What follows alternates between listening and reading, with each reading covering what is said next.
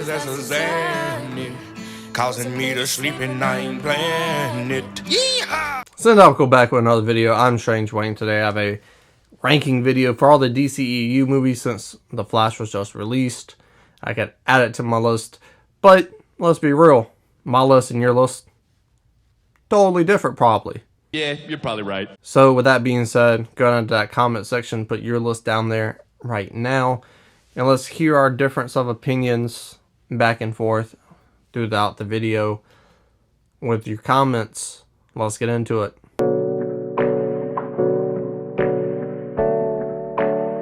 Number 14, we're going to have Shazam! Fury of the Gods, aka Shazam 2.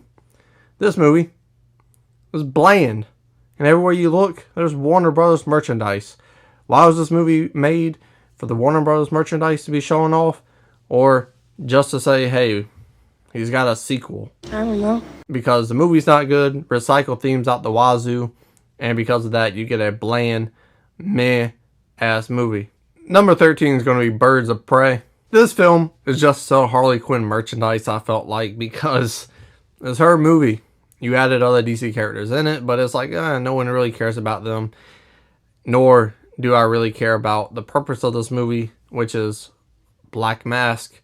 And Black Mask being flamboyant and dancing is annoying because it was really cool when Heath Ledger did it in The Dark Knight. And it was okay when Oscar Isaac did it in Ex Machina. But every motherfucker does this shit now. It's outdated, it's outplayed. And DC, to recycle it in this movie, when it was in your other movie, it's just pathetic. And this movie, no consequences. It doesn't play, it's not important to the rest of the universe. These characters, did they show up in the Suicide Squad? No. Movie's whack, and I don't care for it, which is why it's my number 13.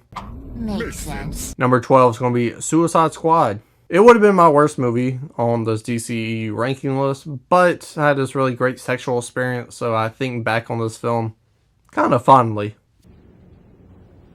which gave it the bump. Not a high bump, but it did give it a bump. Number 11, Wonder Woman 1984. You want to look up underwhelming in the dictionary. There's going to be the movie poster for this film right underneath it because this film is underwhelming. You get Pedro Pascal, one of the best working actors today, in your movie, and you do nothing with him. He's a waste. You blew it! This film feels really cheap, playing on the Steve Trevor storyline. People never die in superhero movies. Don't really care about this superhero movie and the characters in it. Gal Gadot, great super hero, great as Wonder Woman, but I don't care. It doesn't even sniff the first Wonder Woman's jockstrap. So, in the garbage bin it goes. Damn. Zack Snyder's Justice League. Same fucking movie. Colors are different. And it's a lot fucking longer. Why? I really have a disdain for long movies.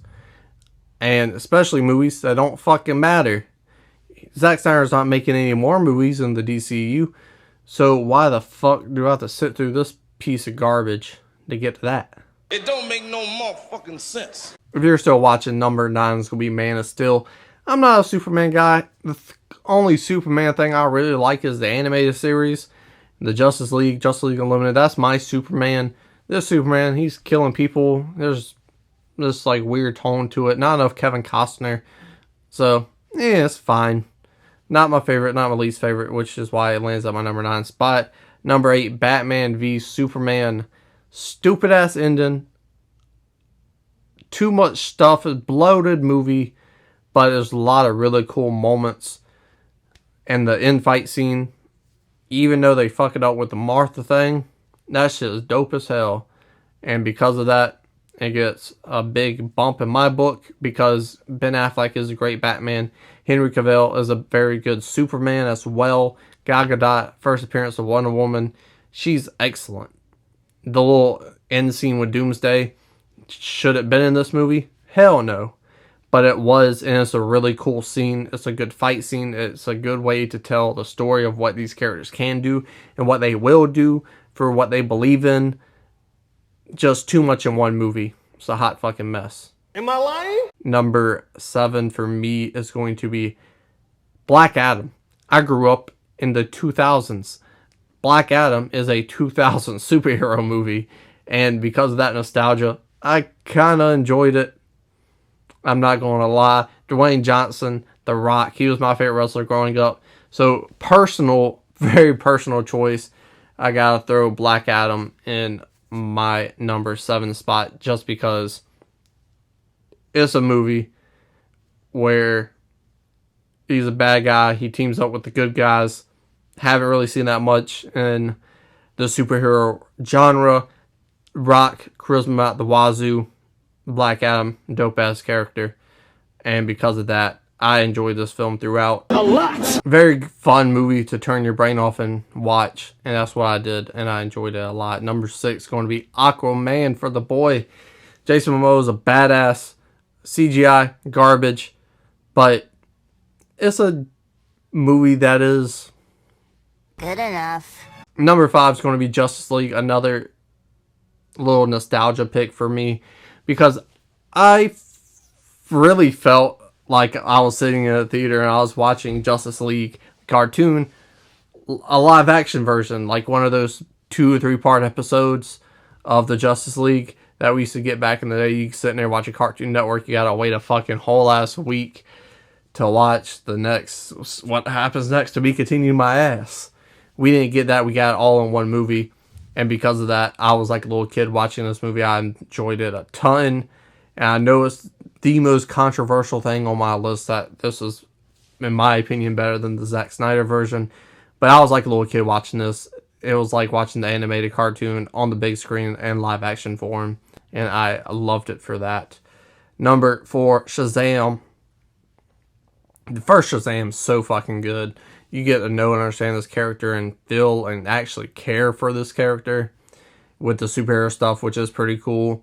And because of that, it just makes for a well-rounded movie. Very entertaining, very funny.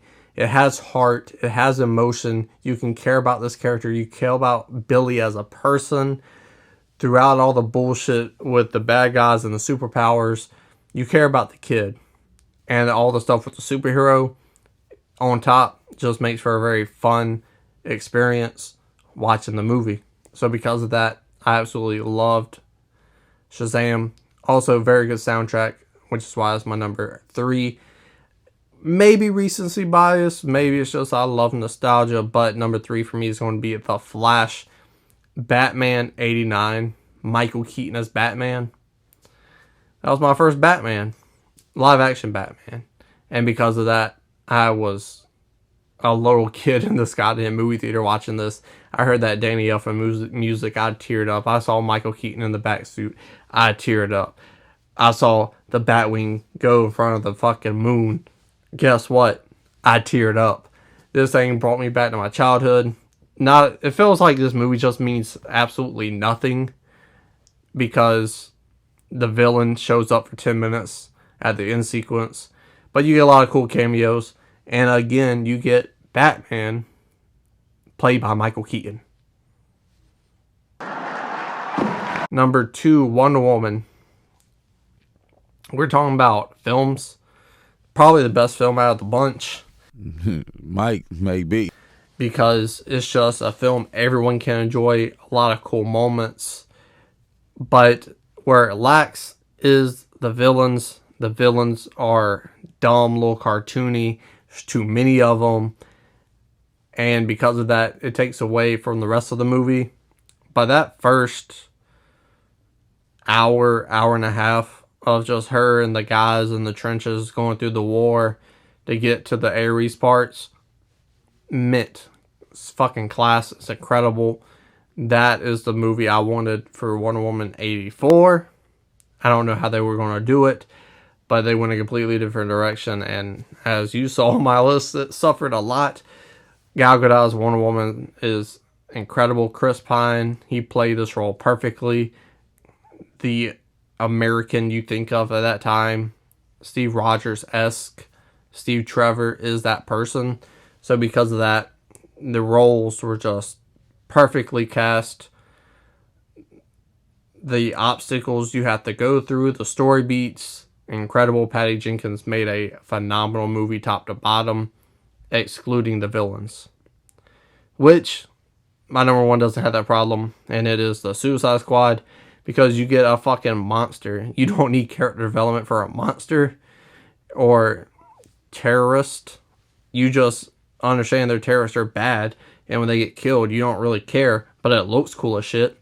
It's about the story and building the team, and the team building is incredible. It's funny, it's new, it's unique, it's done much better than the Suicide Squad, the first one we got from David Ayer. This film, top to bottom, has everything. You care about the characters. You are interested in seeing where these things lead with the John Cena Peacemaker character, Idris Elba. You care about the characters when it comes to that little rat girl and her discussing little rats. You care about her. King Shark, hilarious. Margot Robbie, incredible as always. Even though these films aren't that good, Margot Robbie's Harley Quinn is great in all of them. And the rest of the cast is very good in this movie as well. Tremendous performance. Yeah. Tremendous. Top to bottom, this is my favorite DCEU movie thus far. It's the one that fits me the best personally, with the humor, the violence, and everything. And even though this thing could take over the world, it doesn't seem that big. It seems just right for the Suicide Squad, and because of that, I enjoyed this thing tremendously. It's one of the few movies I've went and rewatched from the DCEU's catalog. So because of that, it without a doubt was my number one. As soon as I was making this list, I was like, number one is the Suicide Squad, number two is Wonder Woman. What's next? But that's my list. As I said before, if you haven't already, in the comment section, let me know what you're thinking. Scroll back up to the like button, share the video, and subscribe. It's not a game, it's a rich thing.